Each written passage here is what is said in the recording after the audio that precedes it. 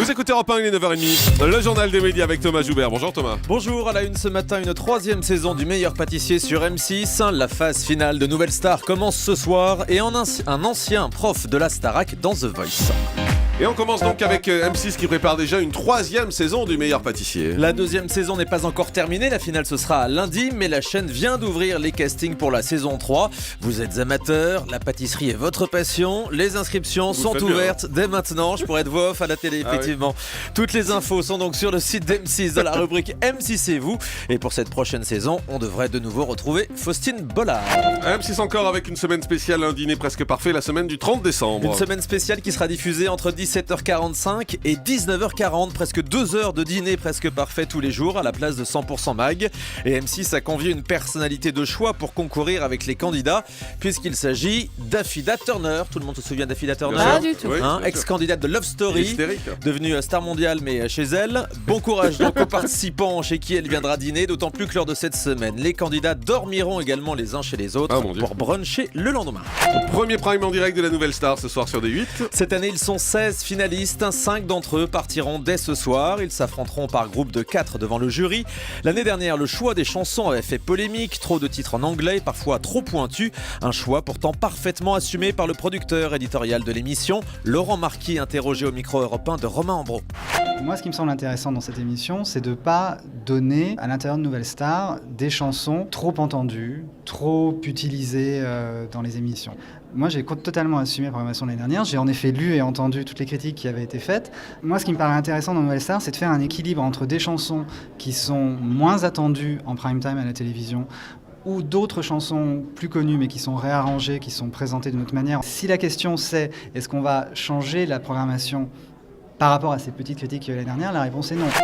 De nouvelles émissions pour Virginie Guillaume sur France 2. Après le bid de Un air de famille, l'animatrice sera très présente pendant les fêtes avec le bêtisier du 24 décembre, mais également Tous en chœur le dimanche 29 à 16h25. Des artistes interpréteront leurs chansons accompagnées de chœurs d'enfants.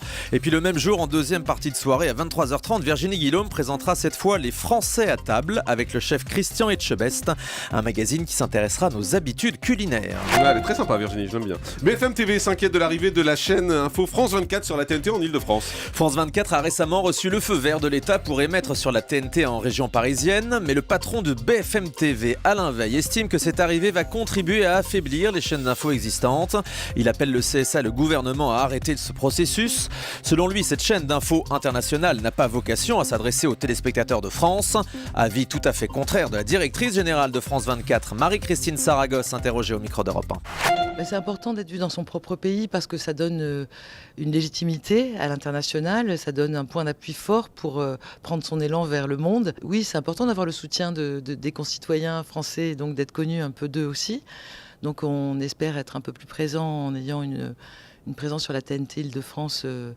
On est déjà sur le câble, le satellite, la DSL, et puis les Français qui voyagent nous ont trouvés dans toutes leurs chambres d'hôtel à travers le monde, donc on est déjà un peu connus, mais oui, c'est important, je pense. Un ancien prof de la Starac passe des auditions pour The Voice. Oui, il était le professeur de chant de la Star Academy 7, Edu Del Prado.